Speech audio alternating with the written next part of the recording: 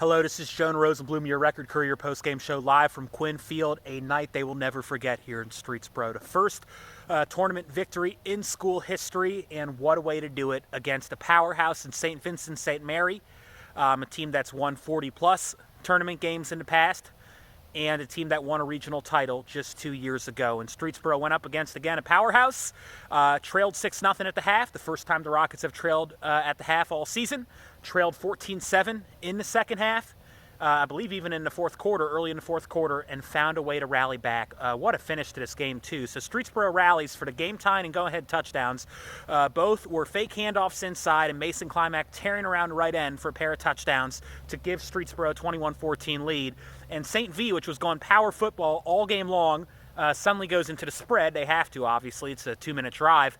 And the Irish looked great from the spread. They were complete. They easily got past midfield, converted, I believe it was a 4th and 8 with a screen pass to Tyler Knight, who was somehow wide open and got down to the 5-yard line.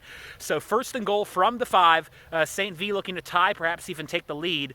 On first and goal, they get a 2-yard run to George Lindberger. On second and goal from the 3, another pitch to Lindberger, and Chris Golson just a devastating hit to knock the ball free. And what makes the story even more remarkable, and by the way, of course, the Rockets recover it and then they're able to kneel out the rest of the game. But what makes the story even more remarkable is that this was actually Chris Golson's first ever time playing linebacker in a varsity football game. He's normally a safety, had to switch over to linebacker due to an injury to Donovan Washington Purdue, who had a huge game here as well.